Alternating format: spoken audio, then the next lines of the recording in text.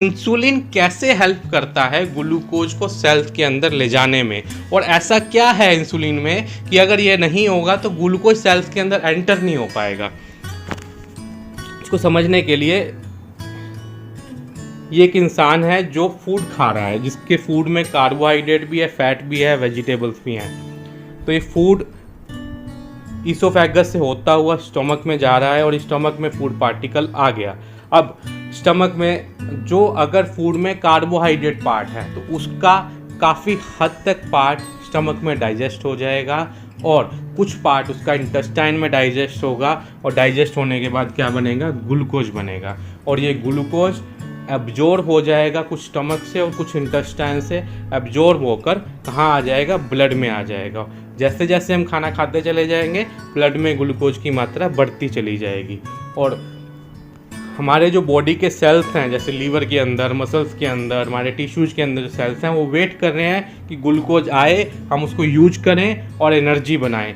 लेकिन ग्लूकोज तब तक इन सेल्स के अंदर नहीं जा सकता जब तक इंसुलिन नहीं होगा ब्लड में। तो जैसे ही ग्लूकोज ब्लड में इंक्रीज होने लगता है, पैनक्रियाज से बीटा सेल एक्टिवेट हो जाते हैं और वो इंसुलिन निकालने लगते हैं। अब यहाँ पर हमारे पास इंसुलिन भी आ गया, ग्लूकोज भी आ गया। तो अब ये दोनों क्या करेंगे, इंसुलिन और ग्लूकोज मिलकर इन सेल्स में जाना शुरू कर देंगे। अब कैसे जाएंगे ये, हमारा जो ये एक सेल दिखाया है बॉडी का, ये सेल मेम्ब्रेन है, इसके ऊपर ये इंसुलिन रिसेप्टर्स होते हैं। तो इंसुलिन ब्लड में आया, इन रिसेप्टर्स पर चिपक जाता है। इससे क्या होता है, एक मैसेंजर एक्टिवेट होता है। ये मैसेंजर जो है न्यूक्लियस में जाएगा, ये न्यूक्लियस में चला गया मैसेंजर। ये न्यूक्लियस में जाके कहेगा कि इंसुलिन आया है और ग्लूकोज भी ब्लड में घूम रहा है, तो उस ग्लूकोज को अंदर ले लो। तो ये न्यूक्लियस क्या करेगा, न्यूक्लियस सेल्स के अंदर ऑलरेडी ग्लूकोज के चैनल्स मौजूद होते हैं। ये उन चैनल्स को मैसेज भेजेगा कि तुम मेम्ब्रेन के ऊपर जाओ और ग्लूकोज को अंदर ले लो। तो ये जो है, ये ग्लूकोज चैनल्स ये ऊपर जाने लग जाते हैं, ऊपर जाकर अपना मुंह ओपन कर लेते हैं, और जो ब्लड के अंदर ग्लूकोज घूम रहा है वो धीरे धीरे इनके अंदर आने लग जाता है और ये ग्लूकोज को अंदर ले लेते हैं। जैसे इसको अंदर ले लिया है, इसी तरह से और ग्लूकोज आएगा और इन सेल्स के साथ अंदर आने लग जाएगा। और अंदर आके क्या होगा, ग्लूकोज की एनर्जी बन जाएगी। जितना ग्लूकोज सेल्स ने एनर्जी के रूप में यूज करना है यूज हो जाएगा, और बाकी जो एक्स्ट्रा ग्लूकोज है वो ग्लाइकोजन में कन्वर्ट होकर सेल्स उसको स्टोर कर लेंगे। अब यहाँ प्रॉब्लम कहाँ आती है, तो पहला तो ये दोबारा समझना जरूरी है कि जब इंसुलिन रिसेप्टर्स पे आके बैठेगा तभी ये ग्लूकोज के चैनल एक्टिवेट होंगे। जब तक इंसुलिन नहीं आएगा ये एक्टिवेट नहीं होंगे, और ग्लूकोज कितना ही ब्लड में घूमता रहे सेल्स के अंदर एंट्री नहीं कर सकता। तो अब प्रॉब्लम क्या है, प्रॉब्लम देखो इसमें 3 आ सकती हैं। पहली प्रॉब्लम तो ये आ सकती है कि आपके किसी इंसान के बीटा सेल्स एक्टिवेट ही ना हो, या बीटा सेल्स उसमें हो ही ना, जिस वजह से इंसुलिन बने ही ना। तो इंसुलिन नहीं बनेगा तो ग्लूकोज बढ़ जाएगा ब्लड में, उसको हाइपरग्लाइसीमिया बोलते हैं, और इसकी जो आगे सिम्टम्स जनरेट होते हैं तो उस डिजीज को हम डायबिटीज मेलाइटस बोलते हैं। दूसरा हो सकता है कि इंसुलिन कम मात्रा में बने, कम बनेगा तो बॉडी के हर सेल जो है उसको प्रॉपर ग्लूकोज को एंटर नहीं कर पाएंगे और तब भी ब्लड में ग्लूकोज बढ़ जाएगा। तीसरा रीजन हो सकता है कि बीटा सेल बिल्कुल ठीक है, इंसुलिन प्रॉपर बन रहा है, लेकिन हमारी बॉडी के सेल्स उसको यूटिलाइज नहीं कर पा रहे। क्यों नहीं यूटिलाइज कर पा रहे, क्योंकि जो ये रिसेप्टर्स हैं, इन रिसेप्टर्स में कोई डिफेक्ट आ गया है। इस वजह से इंसुलिन इनके साथ चिपक नहीं पा रहा। इंसुलिन इनके साथ चिपकेगा नहीं तो मैसेंजर एक्टिवेट नहीं होगा, एक्टिवेट नहीं होगा तो ये ग्लूकोज के चैनल एक्टिवेट नहीं होंगे और ग्लूकोज की एंट्री नहीं होगी। ठीक है, तो इन रिसेप्टर्स को और बीटा सेल को स्टिमुलेट करने के लिए फिर हम डायबिटीज़ की दवाइयाँ खाते हैं। तो डायबिटीज मेलाइटस, इसका कारण मैंने आपको बता दिया। 3 कारण, इंसुलिन या तो नहीं बनेगा या कम बनेगा, या इंसुलिन के रिसेप्टर्स में दिक्कत आ जाएगी, तब ये डिजीज होती है। और इंडिया में डायबिटीज मेलाइटस के पेशेंट सबसे ज़्यादा हैं। इंडिया को डायबिटीज कैपिटल भी बोला जाता है वर्ल्ड का। अब डायबिटीज के जो सिम्टम्स हैं वो बहुत ज़रूरी हैं जानने। एक आम इंसान को इसके सिम्टम्स समझ में नहीं आते हैं, क्योंकि इसके सिम्टम ऐसे हैं कि उसको लगता है कि मैं बिल्कुल फिट हूँ और मेरे बॉडी के सभी फंक्शंस बहुत अच्छे से चल रहे हैं। क्योंकि इसके सिम्टम क्या हैं, इसके सिम्टम हैं भूख ज़्यादा लगेगी, प्यास ज़्यादा लगेगी, और यूरिन ज़्यादा आएगा।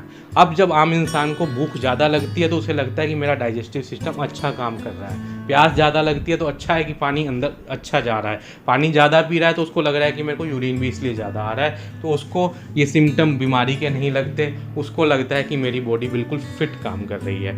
तो पहली चीज़ तो ये सिम्टम क्यों आते हैं। पॉलीयूरिया मतलब यूरिन की फ्रिक्वेंसी बढ़ जाना। यूरिन क्यों बढ़ता है? जब आपके ब्लड के अंदर ग्लूकोज ज़्यादा मात्रा में सर्कुलेट होने लगेगा तो बॉडी उस ग्लूकोज को बाहर निकालने के लिए किडनीज का आपके यूरिन का यूज़ करेगी। अब जब बॉडी को कोई केमिकल या वेस्ट प्रोडक्ट बाहर निकालना होता है तो उसके साथ बॉडी को वाटर कंटेंट भी बाहर निकालना पड़ता है। एग्जाम्पल के तौर पे जब आपका घर गंदा हो जाता है तो उसको साफ़ करने के लिए सिर्फ झाड़ू काम नहीं आती, पोछा भी लगाना पड़ता है, और अगर ज़्यादा गंदा हो जाए तो पानी से वाइप भी करना पड़ता है। तो ऐसे ही इन वेस्ट प्रोडक्ट को बाहर निकालने के लिए बॉडी को साथ में पानी भी बाहर निकालना पड़ता है। अब पानी ज़्यादा बाहर निकलेगा तो यूरिन ज़्यादा आएगा। तो पहला सिम्टम क्या हुआ? पॉलीयूरिया। अब क्या है, पानी ज़्यादा निकलेगा तो आपका थ्रस्ट सेंटर जो है एक्टिवेट हो जाएगा और प्यास ज़्यादा लगने लग जाएगी ताकि बॉडी का फ्लूइड बैलेंस हो सके। तो दूसरा सिम्टम आएगा पॉलीडिप्सिया। अब तीसरा सिम्टम है पॉलीफेजिया। ये क्यों होता है? बॉडी के अंदर ग्लूकोज सर्कुलेट तो कर रहा है बहुत ज़्यादा, लेकिन बॉडी के सेल्स उसको यूज नहीं कर पा रहे। तो बॉडी के सेल्स सोचते हैं कि ये इंसान कुछ खा नहीं रहा है, इस वजह से हमारे अंदर ग्लूकोज नहीं आ रहा। तो सेल्स जो हैं ब्रेन तक मैसेज पहुंचाते हैं कि ये इंसान कुछ खा नहीं रहा है, इसका हंगर सेंटर एक्टिवेट करो। तो ब्रेन से हंगर सेंटर एक्टिवेट होता है जिससे इस पेशेंट को भूख ज़्यादा लगने लग जाती है, और इस भूख ज़्यादा लगने को हम कहते हैं पॉलीफेजिया। तो ये तीनों सिम्टम ऐसे हैं जो एक आम इंसान को सिम्टम लगते ही नहीं है, उसको लगता है कि मेरी बॉडी फिट है। लेकिन धीरे धीरे फिर क्या होता है, उस इंसान में थकावट होने लगती है। नेक्स्ट सिम्टम आता है फैटीग। थकान क्यों हो रही है? क्योंकि सेल्स के अंदर ग्लूकोज नहीं जा रहा, ग्लूकोज नहीं जा रहा तो सेल्स कमज़ोर होने लग जाते हैं, जिससे ये पेशेंट धीरे धीरे जो है कमज़ोर होने लगता है और उसको छोटा मोटा काम करने के बाद भी थकान होने लगती है। इसके अलावा एक और इम्पॉर्टेंट सिम्टम है blurred vision. Blurred vision means धुंधला दिखना। ये है एक टेम्परेरी सिम्टम है। ये तब आता है जब ग्लूकोज एकदम से शूट हो जाए, एकदम से ज़्यादा बढ़ जाए। इसमें क्या होता है, जो आपकी आईज में लेंस होता है वो ज़्यादा ग्लूकोज के कारण इन्फ्लाम्ड हो जाता है।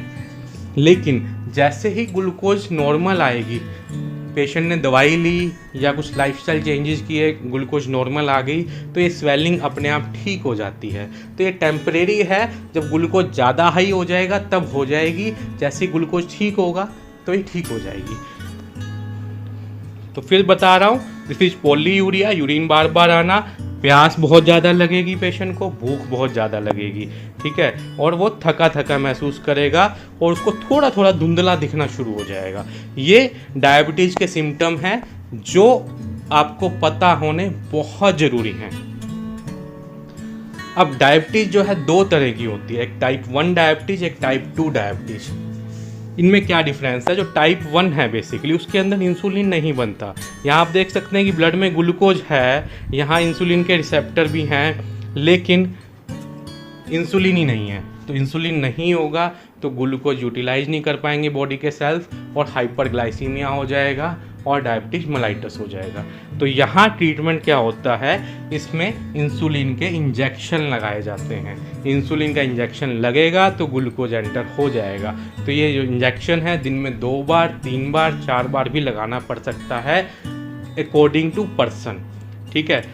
तो इसका कोई और इलाज नहीं है, इंसुलिन लगाते ही रहना पड़ेगा पेशेंट को। अब जो टाइप 2 डायबिटीज़ है इसके अंदर क्या है कि ग्लूकोज भी है, इंसुलिन भी है, रिसेप्टर भी हैं, तीनों चीज़ हैं, लेकिन 2 कारण हैं इसमें इस वजह से डायबिटीज़ होती है। या तो इंसुलिन कम मात्रा में हो, कम होगा तब ग्लूकोज पूरा यूज नहीं हो पाएगा, या जो ये इंसुलिन के रिसेप्टर्स हैं इन रिसेप्टर्स में कोई डिफेक्ट आ जाए, ये इंसुलिन को प्रॉपरली यूज ना कर पाएँ। इन 2 कारणों से टाइप 2 डायबिटीज़ होती है।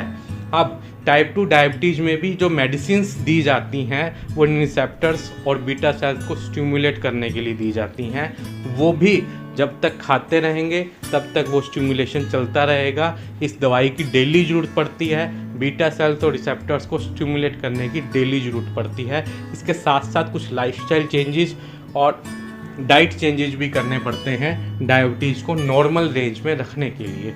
अब दिक्कत क्या आती है, पेशेंट्स दवाई लेते हैं, परहेज करते हैं, लेकिन थोड़े ही टाइम के लिए। उसके बाद उनको लगता है कि मैं ठीक हो गया हूँ, दवाई भी बंद कर देते हैं। दवाई बंद करेंगे तो उनको भूख अच्छी लगने लग जाती है, प्यास अच्छी लगने लग जाती है, तो उनको लगता है कि मैं फ़िट हो गया हूँ, मेरे को तो खाना पीना बढ़िया हजम हो रहा है। और इसी तरह से वो कभी लेते हैं दवाई, कभी नहीं लेते। जब ज़्यादा उनको दिक्कत होने लगती है तो ले लेते हैं, फिर ठीक हो जाते हैं, फिर छोड़ देते हैं। तो इनकी वजह से क्या होता है, जो बॉडी के ऑर्गन्स हैं वो धीरे धीरे ख़राब होने शुरू हो जाते हैं और पेशेंट डायबिटीज़ की कॉम्प्लिकेशंस में चला जाता है।